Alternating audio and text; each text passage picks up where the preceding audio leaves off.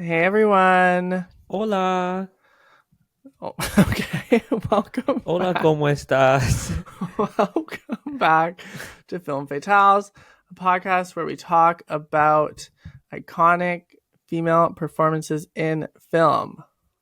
Work. We got it. My name's Chase. Fuck, I almost had it. I'm Jeff. And today we're finishing off a month of episodes that I actually have found extremely fun and engaging and um exciting to do. So fun. Yeah, that's believable. And that is our Oscars, our Oscars month, where we've been going over Best Actress nominees for the 96th Academy Awards. And we are finishing off with one of the leaders in the race to win Best Actress, and that is Lily Gladstone in Killers of the Flower Moon, Martin Scorsese's Killers of the Flower Moon. Yes. Work. I can't believe we're here. We're at the end of the review season.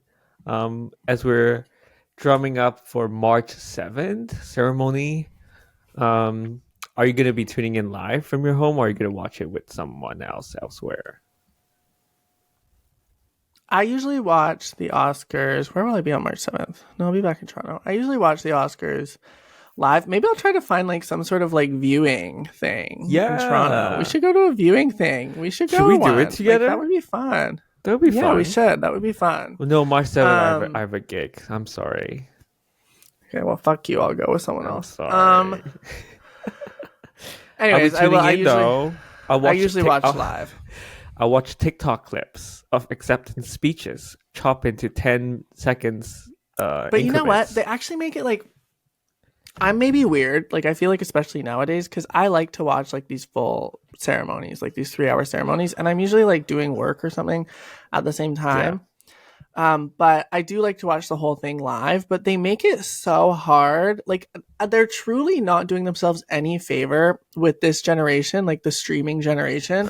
Um, by making this shit like if you don't have cable, it's so hard to find this shit, especially in Canada. Like it's so hard to find live streams um if you don't have some sort of like television subscription. Yeah. Would you I have never watched live. What do you have in order to watch it? Sorry, what did you say? You cut off. I've never watched it live, so I was wondering what kind of subscription do you need? Um like Paramount Plus I think does it, but who the fuck has Paramount Plus? And in Canada, The that's gays like who in a have to watch Drag Race, they're on but like it. that's not even where you watch Drag Race in Canada. So like sure in Oh America easy enough, yeah. but in Canada there's like nowhere to find this shit. Like I'm going on I think I was going on like Facebook fucking live streams last year. I was like where can I find this ceremony? Not the Anyways, Facebook live stream. anyways, Sounds so the old.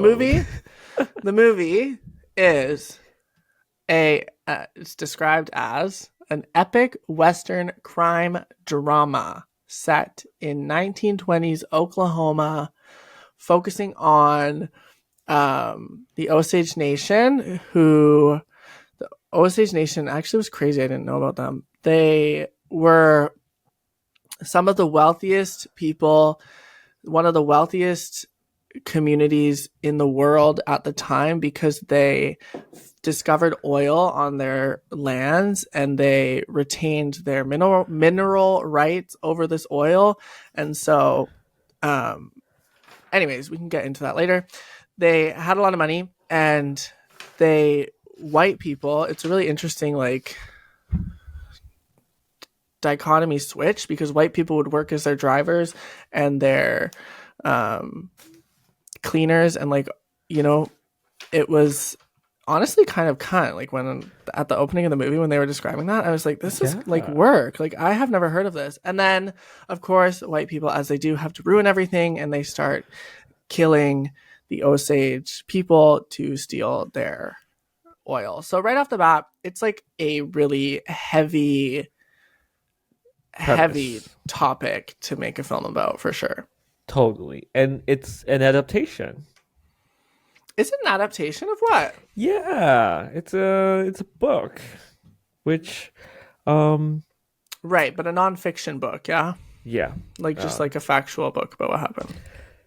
yeah, I haven't heard of I didn't learn about this history piece before. So watching this made me like learn a bit more about like what happened, and um I think the movie also references the a similar massacre in Tulsa, Oklahoma, Mm-hmm. where a really affluent black neighborhood was being wiped out, which sets off the premise for the TV series Watchmen. Have you watched it? I haven't watched it. It's a fucking incredible TV series. So there's a little bit of a parallel between the two pieces of history, and that really like helped me kind of locate things a little bit more. Um, but yeah, it's definitely like a dense premise, and a dense setting. But the movie I don't kind of know if I ground. would use the word. I don't know if I would use the word dense. Like I would just say like a really like there's a lot of weight to it. Like what this Yes. film is being made about is something that's super um heavy and like honestly dangerous territory for a filmmaker. Like there's a lot of responsibility I think in bringing a story like this to the world stage. Yes, totally. But I do think it really tracks with like Martin Scorsese, like some of the subject choices that he has been working on since like him as a director. Um, a recent watch of Martin Scorsese would be Faith, featuring Spider-Man. Sorry, that I should have been more. Andrew Garfield. Um, Not you saying Spider-Man. sorry, I'm so sorry. Um, that was like I think he likes to talk about like a figure like he does a lot of character drama, but talks about more humanity and like culture and society in a historical Mm-hmm. period. Um, Faith was like one of the most like dense. Sorry, I keep using the dense historical, really like heavy watch that I've seen. Um, Right. so yeah, I think this film kind of like tracks with the collaboration with Leonardo DiCaprio, and also Robert De Niro as well. They Yeah. have been like longtime So collaborators. obviously we're focusing on Lily Gladstone, who plays Molly, who's an Osage woman, and the eventual wife of Ernest, who's played by Leo, and then Ernest's relationship with it's his uncle. He's the nephew of the deputy sheriff, who's played by Robert De Niro, who ends up being, of course, the corrupt piece of shit. So, um, I just want to preface saying I think it's important to note because there was obviously films like this directed by um, a white man. There's going to be questions about like authenticity and consent and disclosure, and I do think it's important to note that there was like actually an incredible amount of Osage involvement in this film, Yeah, um, and not just in a way that feels like of course there were consultations from the inception of the film, but not that's not where it ended. Like it wasn't like, oh, we consulted so we can do whatever we want with the film. Like there were continuous consultations, and then on top of that I think it was like 45 Osage actors were in the film, and then even more background actors. Like so many people in this film were like, so employment was given to them as well, like monetary compensation, you know what I mean? Like it was just like a much, I appreciated it seemed like the scope and the depth of their involvement as compared to how this really could have gone on a much more surface level, because Martin Scorsese really has the power to make this film without involving anyone. Like he could get this film made because he's such a well respected famous person. Like he could get this film made without any involvement, and so I do appreciate the depth in which they seem to be involved. yeah. I mean, the Osage part plays a huge part of this narrative. So Mm-hmm. realistically, he cannot do it without any of it. No, he But can't do it well. He can't do it well, but I guarantee you there's someone out there who would have tried to make this film without yeah, involving Osage people. yeah, that's a fair point. Totally. And without the what seems like the film at its core, it's about a relationship, but all the injustice and violence that surrounds that relationship. And I do think like overall the five films that we've seen in this category, Mm-hmm. they're all relationship dramas in a way, but out of this one, this actually the scope is way larger. It's like a Mm-hmm. more about the society and also a particular piece of history, which also goes back to like what we're talking about. This reads it's more like heavy and also factual. It's more it's a part of history that I don't think American audience really know a lot of, myself included, obviously. Um, so yeah, what are your quick thoughts? Like, check in with like about the movie in terms of like, is it your first Lily Gladstone movie? Are there like certain parts Yeah, that you really it's like? my what has Lily Gladstone done before this? Sorry if I'm ignorant, but I have no idea what she's done. Like she I was new to me in this film, She's also new to me as well, but I'm excited to and watch more of her stuff. I first saw this film end of October, I want to say, in theaters, and I went to a VIP theater because I was like, this movie is so fucking long. 3.5 hours, girl. 3.5 hours. I It's was like, long. when I sat down, I was like, I'm gonna fall asleep in this VIP lounger for sure. And then I also thought there's definitely gonna be at least an hour of this film that I'm gonna think needed to be cut out. But I actually can say pretty strongly, one, I didn't fall asleep, and two, I actually think the runtime of this film is justified. You got cut off. What were you saying? And two, I just said I think that the runtime of this film is justified. yes, I I think it's a classic like Martin Scorsese fashion. It, For it's just gonna sure. be long, like it's just gonna be long. But I think it's justified. Again, back because of the scope and the particular history of it. It needs to be. Otherwise, it's just gonna be like a watered down, kind of rushed through version of it. Um, yeah. I This yeah, is a very this is a very ambitious movie. Like this is totally. probably the most ambitious movie, and I've seen all of the best picture noms except for Zone of Interest, which I will see before the ceremony. But this feels like of all of the ones I've watched so far, for sure the most ambitious undertaking. Okay, so the question is, even though it's ambitious film, which I agree, do you think it's the most ambitious performance by Lily Gladstone? I think we'll talk about Lily Gladstone in detail in a bit. Or do you want to talk about Well, it now? let's get into our letterbox reviews, honey. We have a Let's schedule on this show now. letterboxing. Let's talk. Should I go Still, first this time? yes. Go. Um, I lost my review actually. I clicked away. Okay, wait. This is my. It doesn't really get into Lily Gladstone, so but we will obviously get into her, and it Sure. honestly doesn't get into much. I can't. I don't know how to read it. It'll. Jeff, how do I read this out?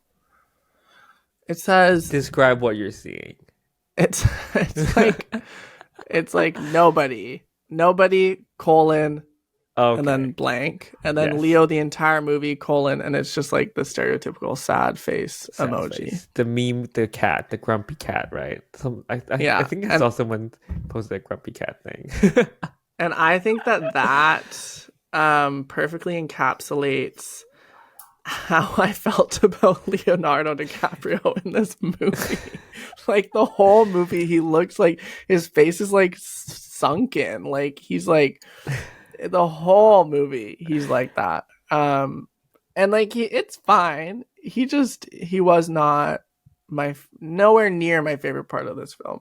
Totally. I think it's intentional. Like he's like a himbo, like coming back from the war and A hippo? A himbo, sorry. Oh. Oh. Um, is that a himbo? Is that the right term anymore? Um, but A himbo? Like a. Like, he's being sure. manipulated left and right. Like he's being implied to things like he like Yeah. he has this innocence about him, Yeah. but also as the film progresses, you know that he's not as earnest as he says he is. So they Oh, implied, she's got hey. wordplay. um, I was like reading the film was like whenever I hear the name Ernest, I'm like, okay, English program, English major. Um, yeah, I find Leonardo DiCaprio like a little more pushed to side. I don't think that's definitely like his performance. I don't think that's his film at all. Right. I Um, mean, he was fine, but I guess I'll just explain the way. So obviously, Hale, the deputy sheriff, his goal is to get ownership of the mineral rights to all of this oil. Right? Obviously, it's money driven, and to do that, he's having his men, the white men living there, to basically seduce and marry the Osage women so that they have a claim to the mineral rights, and then these women are mysteriously going missing, mysteriously being killed, um, as a means for him and the white men of Oklahoma to get control of this oil, right? So Leonardo DiCaprio is like this interesting character who I don't think fully understands the corruption that he's being manipulated to partake in, but I definitely think there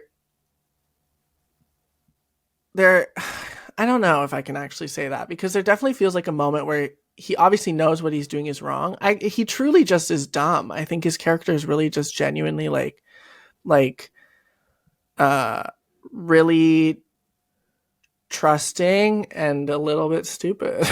So I yeah, don't know.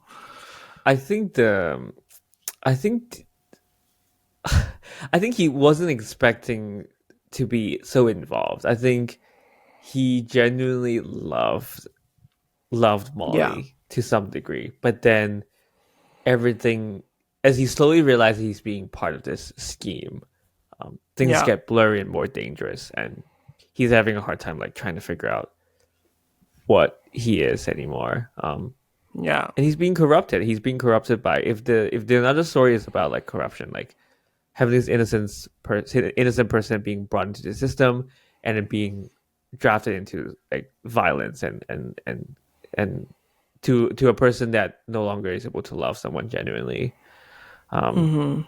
which is kind of his story, which kind of puts it into the B line. Like, but yeah, not the most What impressive what's your performance. letterbox review? Because I think it's gonna get us into Lily Gladstone more. The review that I have chosen from Sydney, which they gave it a 4-star rating.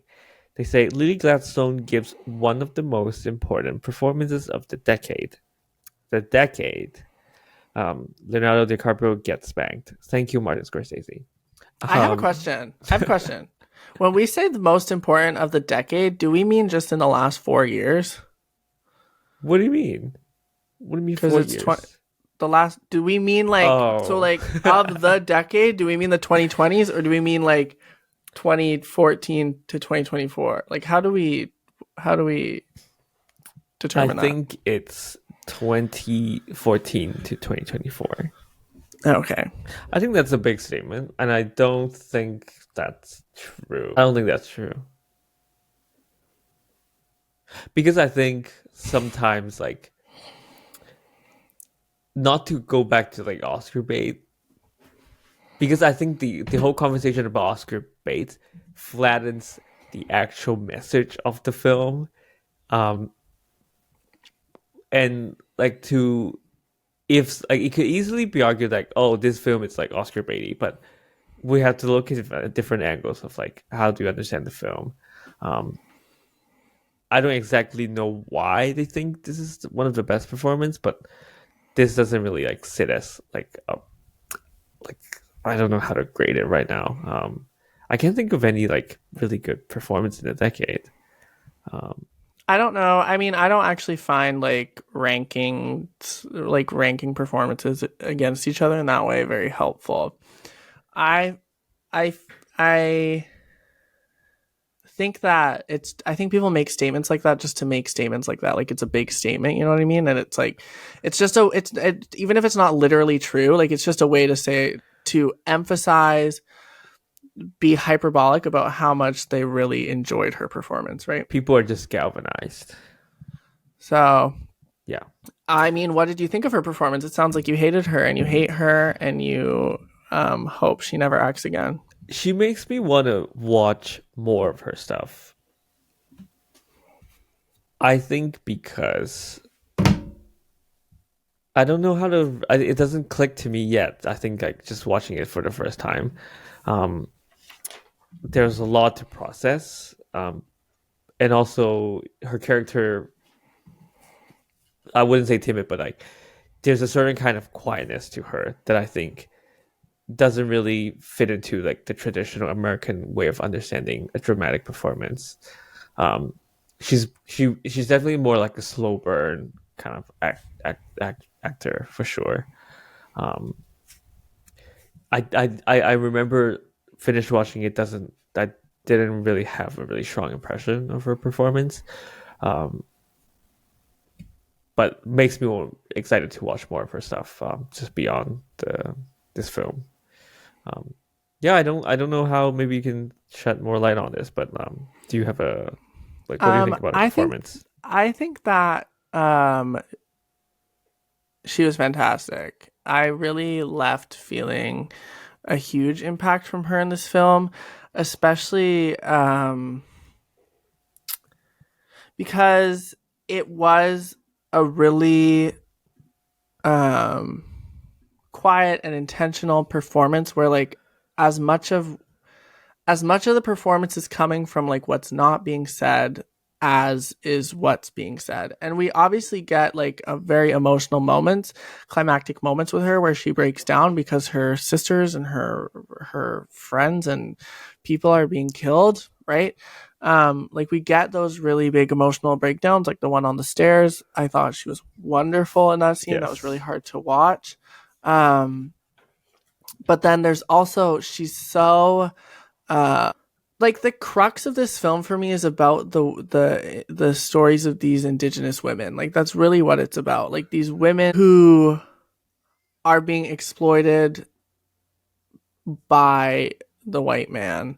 Um, and she's at a really interesting point where she has such pride for being Osage and she also has such love for this white man and she just is so conflicted, especially as things start to happen, as his involvement starts to become clear. The way that she portrays like that sort of conflict within the character, I just found to be really moving. And I think that it doesn't always need to be flashy and it doesn't always need to be like, I feel like, especially as queer people, we're always looking for a performance that's really giving, like nonstop giving. Screaming. And this one I think is it takes a little bit more work to chew on this performance, but I think that that's Yes. kind of what makes it one of my favorites of the group. Yes. Yeah, I agree with you what you were saying.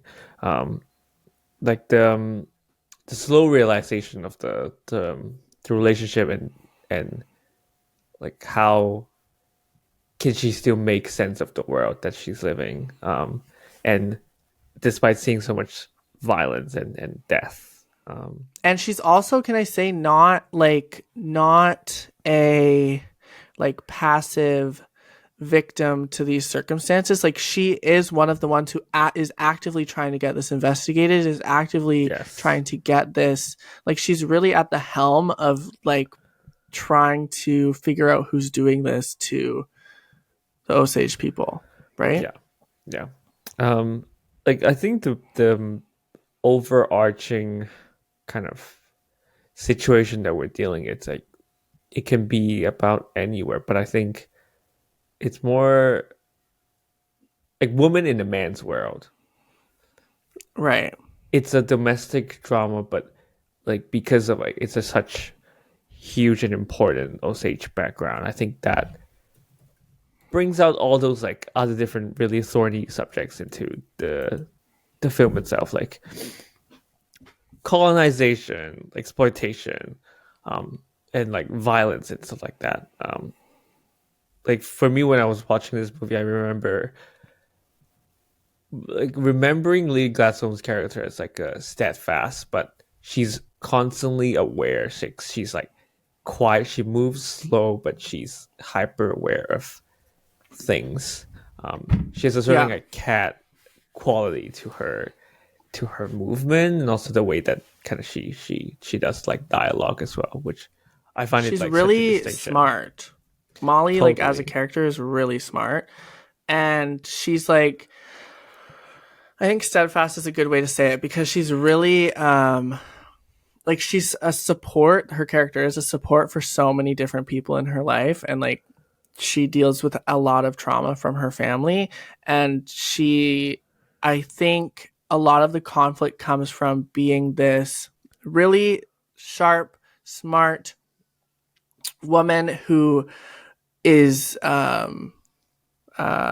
suspicious of Ernest when he tries to like court her, and then allows herself, right, lets herself fall in love with this white man despite some of the conflicts that she's feeling, um, just to have all of that kind of crumble down, just to have, like, it almost feels like towards the end of the film she becomes kind of void of emotion because like this one time that she's now kind of like let this guard down, let herself fall in love, all of this has happened. Like I really truly believe at the end of the film that Molly really blames herself for a lot of Yes. what happened, which is so Yeah. sad.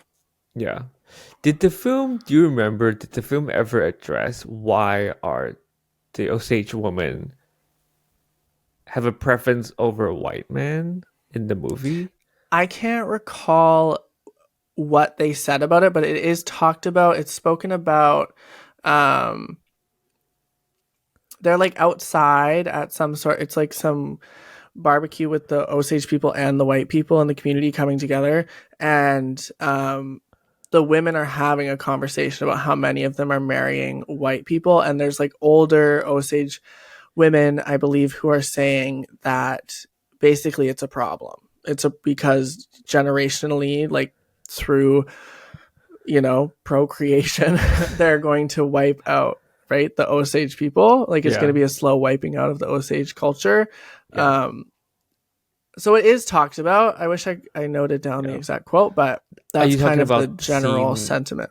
Are you talking about the scene where the four women were sitting down and like they're using their native tongue to like gossip and Sorry, you cut out. just like talking about men like like behind their backs? Yeah. Yeah. That I part. think like for me like the film really, I think this is really well done as well for the film, like language um as a means of survival for them, like to not to like withhold information within their group, but also as a Hmm. way to like not be accessible for everyone. Like their ways of being and like the ways that they communicate with each other are not known for other people, other white folks in the movie.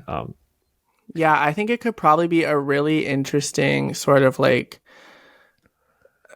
study or like perspective to look at the times in which even just Molly chooses to use English or um, her native tongue, Yeah, because even those Ernest, are like he picked up some of the Osage language at the later part of the film, which again, it's like shows a little bit of intimacy there, like genuine interest, right. which really brings like to like if we talk about intimacy and like trust, like I think Robert De Niro's character really made a strong impression on me as like I think we all know that person.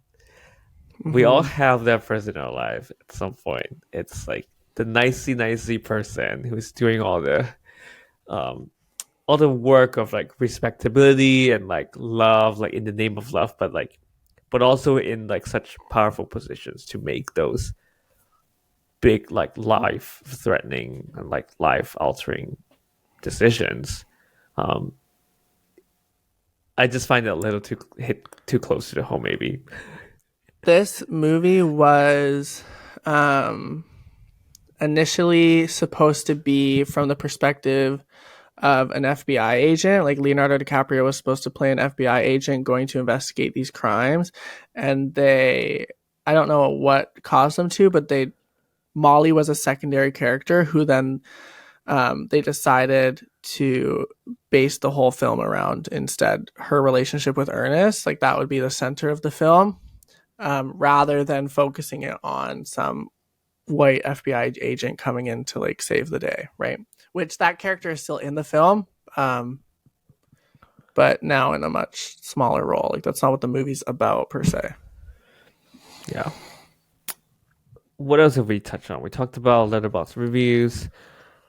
We talked about Lee Gladstone's briefly their performance. How do you think this ranks as we kind of like wrapping up our episodes? Like, how do you this? Oh yeah, we should talk about that. I don't have much else. Oh, but can I just say when we're talking about Lily Gladstone's performance, I don't think let's not forget Sorry, towards you're the getting cut end where off. she's I don't want being to miss it. literally slowly poised Yeah. at the end of the film. Can you hear me? Yes. Go. I was just saying at the end of the film where she's being slowly poisoned, that was some great acting where her body is so weak and she's like that was a great highlight of her performance for me, and also a really big highlight of the film. Like Molly is like this Molly is like this, as we said, steadfast like pillar of the women in the community, and so she's like the final one that Robert De Niro is trying to get rid of, and he has to do it in a way that's like way more creative than all the other killings, right? So I don't know, that was just a really impactful part for me. I really Yeah. appreciated that part. That was She a was- really big physical piece of her performance. Yeah. Totally. She was suspicious from the get go, but I think. Is it because she's the eldest? No, she's not the eldest. She's the youngest, if I'm correct. Because she's Yeah, the last one in line. I think it's I think Ernest, maybe even not realizing it, protected Molly from Robert De Niro as long as he could. And that's why Robert De Yes. Niro had to go about it in where Ernest thought he was giving Molly like helpful medication, right? So yeah, I don't know. Yeah. Even though the last scene when Molly is fully recovered and she goes into the interrogation room and asks Leonardo DiCaprio what medicine did you give me? And I don't think Leonardo gave her the honest answer. And the way she kind of like took the answer was like so painful, and like it's like a painful realization that like the love was never kind of genuine, and how things have like turned sour so quickly. It's a little like nuances that she's able to like give life and kind of breathe into the role throughout the movie. Yeah. Yeah. It's definitely not think- it's a really hard role to do, definitely. Yeah, I think she'll be like, obviously she'll be one to watch in future years. I'm excited Totally. to see what she does after this because this is such a breakout role for her. I also really appreciate that Molly, I think sorry, there's a dog barking. Molly represents like this idea, and you see it a lot in like indigenous studies and scholarship of the idea that wait, can you hear me? Yes. Okay. The idea that like colonialism, obviously, how do I frame that? Colonialism obviously did not work in the sense of eradicating indigenous people. Like indigenous culture like perseveres and it will continue, right? And I think Lily Gladstone, Molly, is a like sort of a physical representation of that idea, and that for me is brought home because at the end of the film, like that whole final shot, which I thought was beautiful, was like showing the Osage nation in the 21st century. Like that was a modern Osage nation, which I thought was a really touching way to close off a film where clearly these people were there was an attempted eradication of these people, but they live on. Their culture, everything lives on, right? So Right. I think this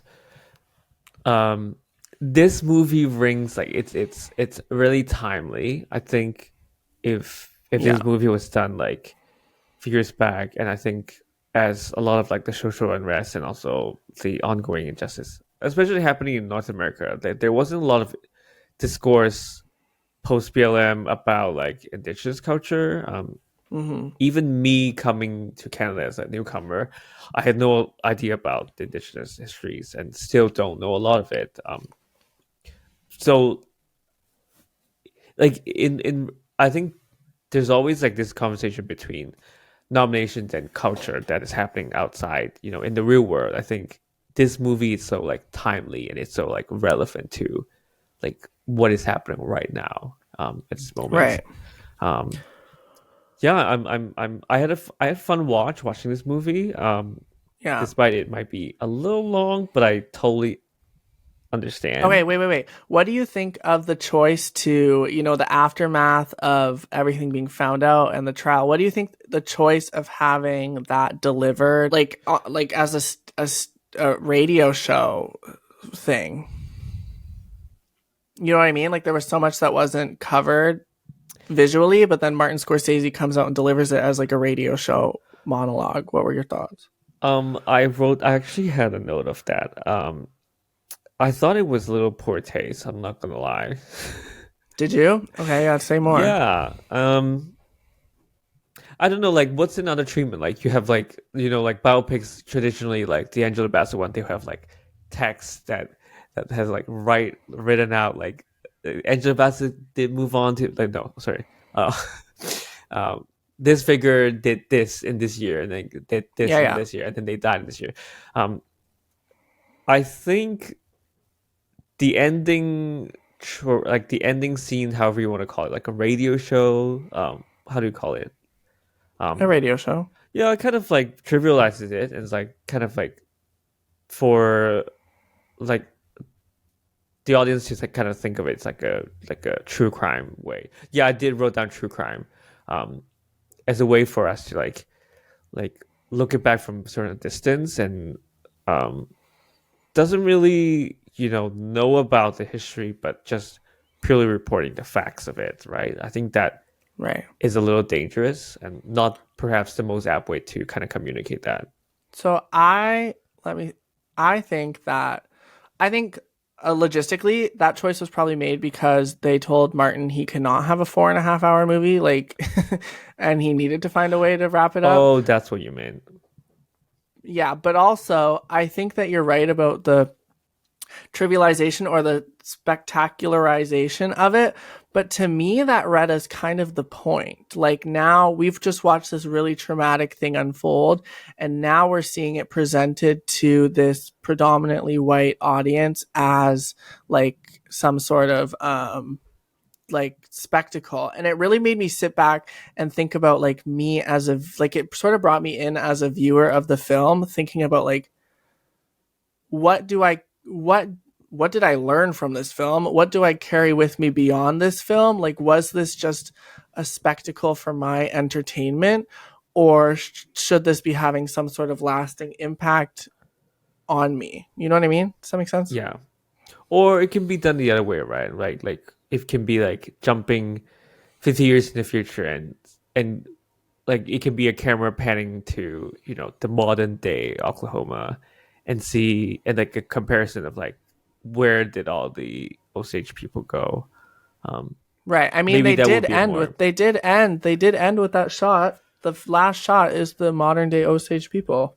right. Yeah, yeah, that's true. I almost forgot about it. I think if it was intentional, what I explained was intentional, then I think that's a really interesting and smart choice. But if I'm just picking that up from it, like if I'm over analyzing that, then I don't know. I don't know. Yeah.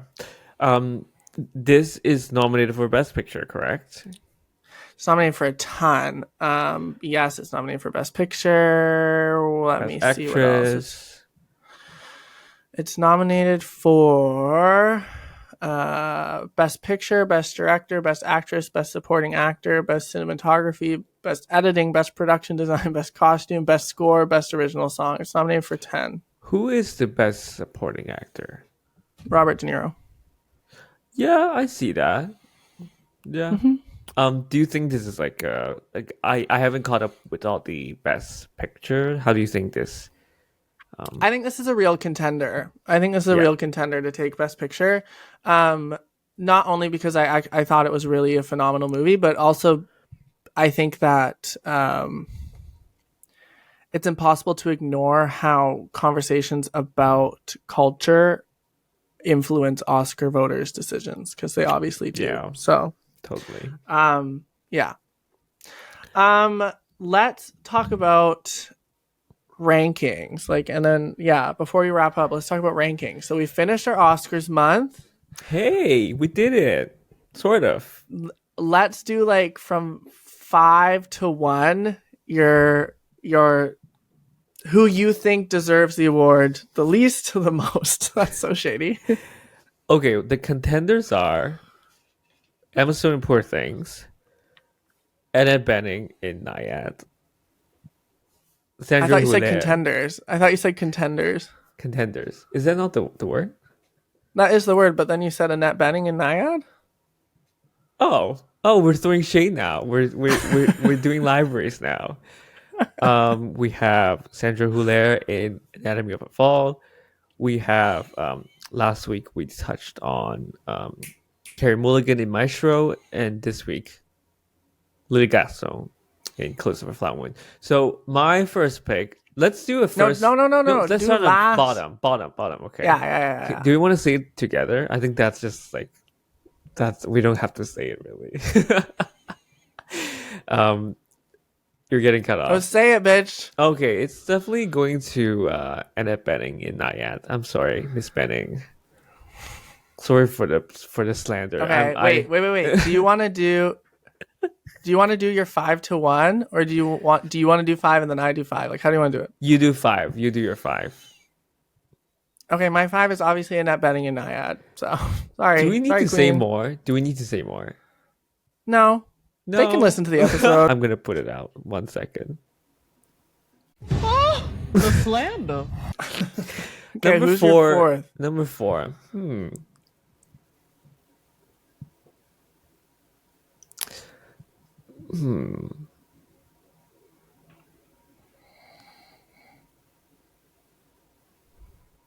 Do you have it ready? You go first. I think so. Okay, what's your I think number my 4? number 4 would be, and I want to make clear that 4 to 1, I think were really fantastic performances. I think it's a stacked category this year. Here we go. I think my 4th place would be Carey Mulligan. And I think that, I think I stand by that. Really? Mm-hmm. My number 4 would be Emma Stone in Poor Things. I agree with you. It's a tight fair. race. That now in retrospect, it's a solid number 4. Yeah. No, and for I real. do think there's way more potential for Emma Stone to really get out there. Maybe she doesn't need to collaborate with Yorgos Lanthimos anymore. Do your own thing. I don't think this movie, it reads as such a commercial and artistic success, but it doesn't just it's not there yet, I think. Okay, who's your number 3? My number 3 would be Lily Gladstone in Killers of a Flower Moon. Yeah. I think similar review Emma Stone. Jeff, no tea, no shade. Okay. We did whole episodes on these movies. I don't know if we need to give whole. No, we don't need to give context. Okay, I stand by it. I don't need to explain that. Sure. Yeah, my What's your number number 3 3? is Emma Stone in Poor Things.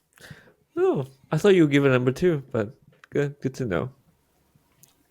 What's your number? My number two is Carey Mulligan Really? in my show. Yeah, actually, yeah, Oh yeah. my god. Now thinking back, I think for a Netflix movie, yeah, number two, yeah, for sure. My number two is Lily Gladstone, Killers of the Flower Moon. I wasn't expecting you to put number two. I thought you were gonna do it like number three or something. Okay. I mean, so that means we would have the same number one as Sandra Hüller. Yeah. Honestly, I'm That shocked. shocks me for you. That shocks me too. I didn't expect that from you. No, I'm just thinking. I said that I would. I said that I would. That was where my head was at when we did Anatomy of a Fall, and Yeah. I was like, I don't want to pick yet because I haven't seen Naiad. Obviously, nothing changed after Naiad, and so Yeah. Okay, maybe I stand by that. But do you know that why? shocks me Like that why? you chose that. Why is it sticking around number one for you? Pardon? Why is Sandra your number one? Quick I mean, reasoning. I did say it in the episode, but I just feel like it was the most impressive performance with the least to work with. Like Yes, that's such a great point. Yes. yeah, such a expansive performance where kind of similar to why Lily Gladstone spoke to me, where so much is said and what's unsaid, but even more so. And she didn't have any sort of huge spectacle to sort of Costumes, work with. Like, yeah, it was really just like, it was really a performance that had to rely solely on her abilities as an actor, and it was just really emotional and really confusing in all of the best ways regarding her innocence or her guilt, and it was just really stunning performance. Yeah, absolutely. In a very like I want to hear about you though. I want to hear why it's your number one. I think looking back at it, I think I really like the dramatic of a stage presence and also a film presence. I think Sandra really really nails it in terms of like you said. I totally agree with what you said. Like delivering the most while having the least to work with. I think it takes a certain kind of expertise and experience to do that, and I don't think other actors perhaps can take that role easily and do it. But I do want to just reiterate that I'm a Carey Mulligan stan now. I'm coming out of this year as a Carey. I love him. I'm I love him happy. so much. And also my memeified brain is just so in love with the line reading that she does. Do you remember when the fight scene? I might be getting cut off, but your generosity conceals something dirtier and meaner. That has stuck with me for the past month or so. Like none of the lines from other movies are sticking to me, but like that line specifically, like that really have stuck with me for a bit. And in terms of memorable lines, if you're talking about that, but so that's my number one. I think I really I mean, we'll wrap up, but I really have reflected on Anatomy of a Fall a lot, and I think I would be happy if Anatomy of a Fall sweeped. I don't think it will. I would be happy. Yeah. I would be happy. I think it deserves best screenplay. I really do think it deserves best screenplay. It's gonna go there. And I think there's an argument that it deserves best director as well. Sure. So even we should probably do like a bet, we can list out who are winning picks, and then we can after the Oscar we can post our results maybe, or post it before. Yeah, we should probably do it, even though having not watched everything in the categories. That's it. Wow. That's thanks Oscars everyone. This year. That was a fun month looking at the best actors. I think we should do it again next year. What do you think is the biggest takeaway if we want to do it again? Like next year, how can we make this more, more engaging or exciting? Like, and also what are some of your biggest takeaway from watching I was engaged and excited. I'm sorry that you had a horrible, boring time. No, I had a great time. I'm just saying, we sound a little bookish sometimes, which I don't know. I'm sorry that we're smart. I'm sorry that we're so smart. It's hard to not sound so smart. Girl, you don't have that problem. I had a great time slandering the movie Naiad. That's my takeaway. It was fabulous. That's elderly abuse, and I'm gonna report you to the police. Do it. I dare you. Anyways, thanks. You want to do it? I'll do it. Thanks for listening to Film House. We appreciate our domestic and international audiences across the globe. Thank you for tuning in. You can always find our podcast wherever you get your podcast from. You can also follow us on Instagram at filmmefatalespod, where you can get memes, reviews, and previews of anything of that sorts. Do you have any parting words of what to expect next week? Oh, yeah. We are now going back to regularly scheduled programming where we're talking about one actor. I feel like you should introduce her, though. You're more in that realm. We're actually tapping into the film fatales, like the femme fatales. I think when I think about femme fatales, I think about Joan Crawford. I'm excited. Well, that was not a big reveal. That was like